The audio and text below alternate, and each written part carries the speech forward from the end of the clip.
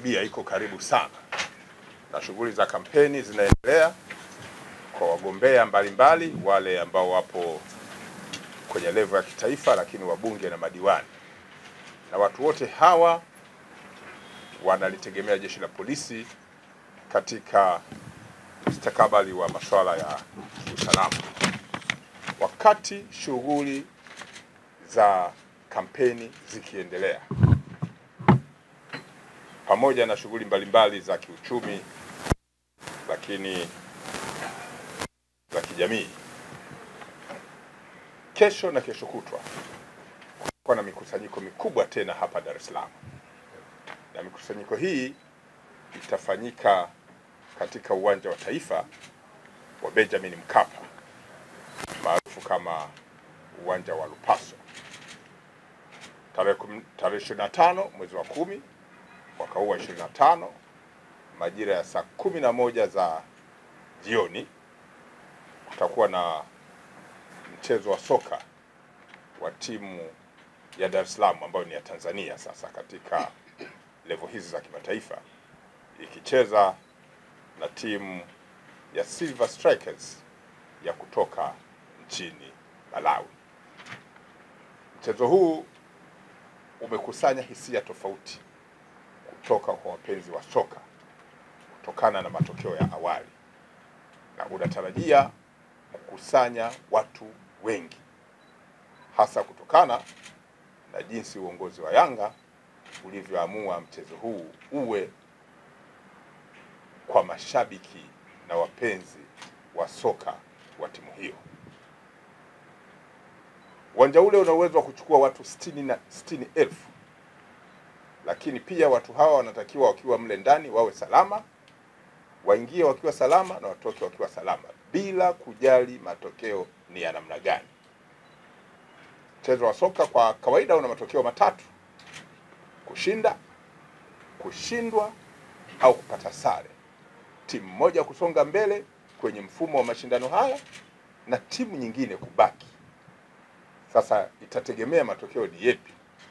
Sasa jukumu letu sisi, bila kujali aina ya matokeo, ni lazima watu walioingia kwenye uwanja ule waendelee kuwa katika mazingira ya usalama, wawe na furaha au na uchungu. Kwa hiyo jeshi la polisi linawatahadharisha mashabiki wa soka watakaohudhuria siku ya kesho kwamba mifumo ya kiusalama itaimarishwa kwa kiwango cha juu. Upekuzi utafanyika.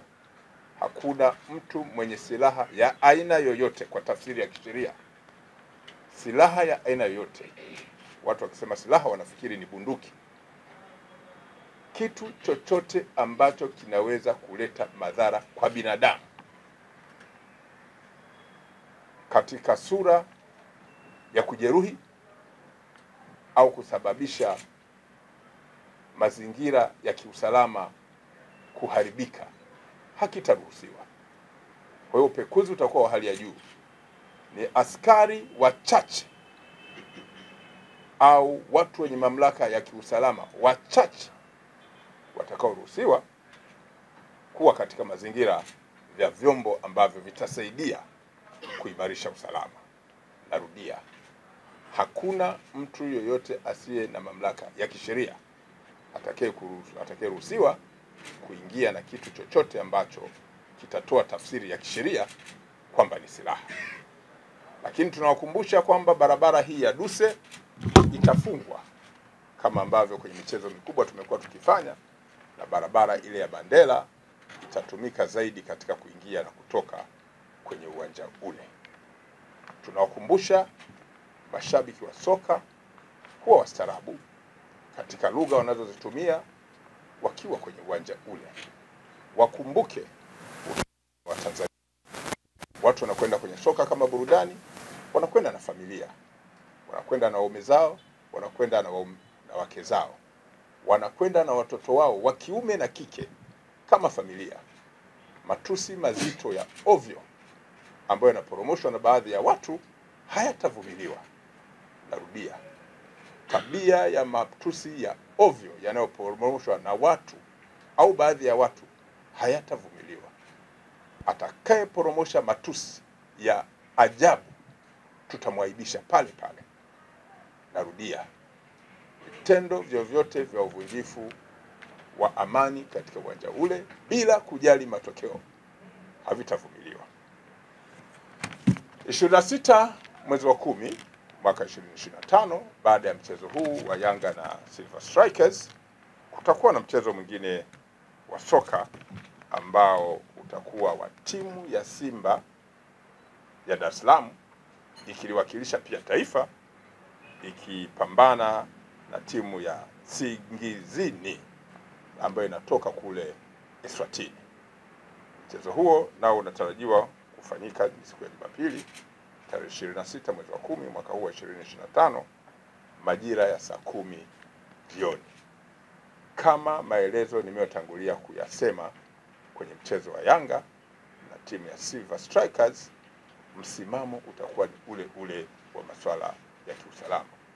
Kwa hiyo mashabiki wa soka wanaruhusiwa, wanaalikwa kwenda kwenye mchezo huo, lakini wazingatie mambo ya msingi ya ambayo yanahusisha kanuni za soka katika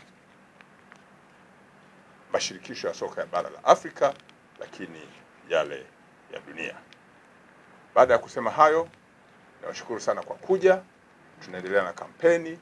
Nilitaka kuahirisha kikao hiki, nikaambiwa ameshafika, nikasema nije niongee kwa kifupi na tuwahi kwenye sala, na wale wengine tutaonana zaidi kwenye maeneo tofauti tofauti, na kama kuna mtu yote mwenye jambo la ziada naomba mnipigie simu.